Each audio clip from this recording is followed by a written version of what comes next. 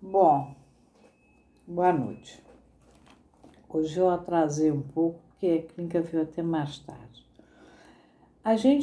Eu parei de falar de pulsão para falar com vocês sobre o inconsciente. Eu falei na última vez até que o Lacan diz que o inconsciente está estruturado como uma linguagem. Mas eu mostrei para vocês também um texto do capítulo 7º da interpretação dos sonhos do Freud. Num vídeo eu mostrei a vocês, quando Freud vai mostrar quando ele descobre o inconsciente das marcas de memória, e de um lado, onde você tem a memória, você tem o inconsciente, onde você tem a consciência, você tem a atenção. E como é que esse inconsciente, Freud, no capítulo 7º, vai considerar? 7º, como a gente chama entre os analistas, é o capítulo 7º da interpretação dos sonhos, que é quando Freud finalmente descobre o inconsciente no sentido do conceito fundamental com o qual a gente trabalha, um dos 4, né? Consciente, pulsão, transferência e repetição. Esse inconsciente é descoberto pelo Freud no capítulo 7º do livro chamado A Interpretação dos Sonhos, no volume 5 das obras completas, as oficiais. Então, ele vai desenhar um modelo da física ótica. Aliás, o Freud trabalha com física, o Freud trabalha com matemática. Lacan também trabalha com física, também trabalha com matemática. Analista que não sabe matemática e não gosta de física, eu não sei como é que ele se vira. Porque o Jung pelo menos dizia, eu não dou certo com isso, não dá certo, eu estou fora e eu faço a psicologia analítica porque eu não consigo saber álgebra. Agora, um analista que não saiba matemática, eu não sei como é que ele se vira, com toda a honestidade. Desde lá do começo, Freud está trabalhando com modelos de física, Lacan também trabalha. Bom, então, eu preciso que vocês entendam que esse inconsciente, ele vai sendo, esse freudiano, uma maneira como Freud concebe, são marcas de memória que vão sendo calcadas na pessoa. E essas marcas de memória vão entrando e vão ficando ali. E elas, ao mesmo tempo, vão criando uma espécie de design da criatura. Então, imaginem cenas normais. Uma criança pequena que os pais se separaram, ela tem 1 ano e meio. A mãe resolve entrar para uma religião onde tem que entrar, vamos dizer, um centro espírita daqueles que só entra o adulto, é à noite, tem aquelas danças, aquelas coisas, e deixa essa criança trancada num carro. Essa criança fica trancada no carro à noite em frente a um tal de um centro que a mãe vai. Isso é um caso que aconteceu. O que você pode esperar muito que aconteça com essa criatura que foi tão abandonada assim, né? Ou que essa mesma criança começa depois a desenvolver comportamentos mais tarde, quando ela já se expressa um pouco mais. Cada vez que o pai vai entregá-la na casa da mãe, ela diz, pelo amor de Deus, não me deixa aqui, pelo amor de Deus. Quer dizer, o que está acontecendo com essa criança? Essa criança vai virar aqui adulto. Isso aí pode vir a contribuir mais tarde, quando ela tiver um fenômeno psicossomático? Não necessariamente. Agora, isso seguramente vai contribuir mais tarde para ela ter graves problemas de confiança nas pessoas. Porque, de fato, ela foi entregue nas mãos de uma pessoa que ela tem pavor de ficar com aquela criatura.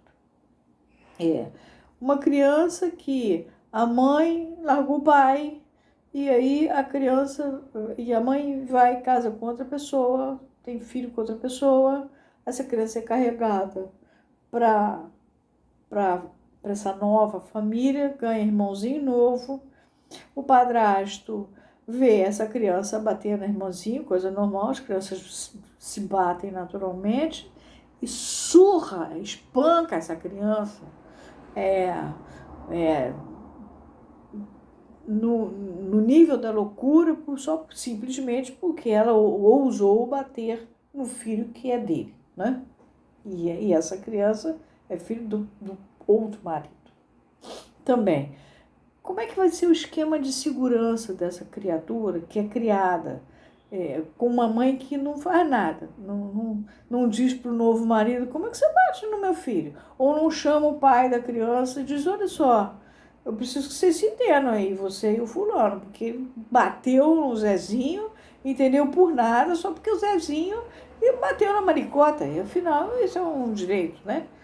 Enfim, essa criança não se sente para nada protegida. Isso pode vir a contribuir. Ou uma criança que a família acha muito divertido, ele é homem. Mas aí é uma brincadeira, vamos vestir de menina? Vamos vestir de menina. Por quê? Porque a mãe teve uma filha, um filho. Aí depois o terceiro em vez de vir uma filha de novo, tem um menino. Aí depois ela tem um quarto, que aí é menino. Então aquele terceiro, que era para ser uma menina, porque tinha uma menina, um menino. Aí ela queria outra menina para fazer outro menino. E assim, aquele. Então vamos fazer uma brincadeira, a gente veste de menino. Qual é a consequência disso para esse homem mais tarde? Ele tem essa lembrança. E aí, se ele desenvolve um fenômeno psicossomático, isso está ligado, isso também influenciou diante da posição que ele estava ocupando na constelação familiar. E ele, por ter vindo de outro sexo, ou, ao contrário, era para ser um menino. Todo mundo esperava um menino, nasce a menina. Mas então, se ela nasceu menina, ela vai ganhar revólver, carrinho, trem, guindaste, não tem nada de boneca, coisa nenhuma de boneca. O cabelo dela cortado, curto, e corta no barbeiro logo. Não corta. Isso tudo são casos que existem. Qual a consequência para a vida dessa pessoa? Então, quando vocês vão ouvindo esses terrores, né? O outro, que a mãe cismou, esse foi um bandido conhecido, cara de cavalo. A mãe cismou de vestir de menina a vida inteira. Resultado, eu não sei o que aconteceu, mas ele era um dos bandidos. Quando eu era pequena, você falava muito no cara de cavalo. O cara de cavalo era um bandido. Mas esse homem foi obrigado a se vestir de menina, porque a mãe queria uma menina. Ou ao contrário, quando a criança é uma criança visivelmente um homossexual. Pequenininho, ele já é homossexual. Não é? Ele dá um jeito de roubar a maquiagem da tia que está no armário, numa gaveta, e se pintar. E ao mesmo tempo ele é atacado pelo pai. Seja macho, anda direito, faz não sei o quê. Qual é a consequência dessa pessoa em termos de segurança básica? Isso tudo, quando deita no divã, no caso da análise, ou quando vai para terapia, isso tudo é desovado. Por quê? Porque as marcas de memória, se um terapeuta, seja ele de que linha for, compreender que ele não é amigo do bar, não é amigo do botequim, ele não tem que dar palpite, ele tem que fazer aquela pessoa falar do que ela precisa. E ela começar a poder contar aqueles horrores todos que ela viveu. Isto, tendo ela ou não tendo um fenômeno psicossomático, é fundamental que ela possa falar desses horrores. Agora, a gente tem que dosar. Falou muitos horrores para que. Por isso é que o Lacan, quando propõe o tempo lógico, por um lado, não é a função na psicanálise, a gente sabe que é de corte de real mesmo, mas quando ele propõe de você não trabalhar com 50 minutos, 1 hora, meia hora, você propôs de deixar, tipo assim, eu vou deixar até aqui. É como se você estivesse mexendo no canal do dente, se você fosse um dentista. Você mexe até um certo ponto no canal do dente.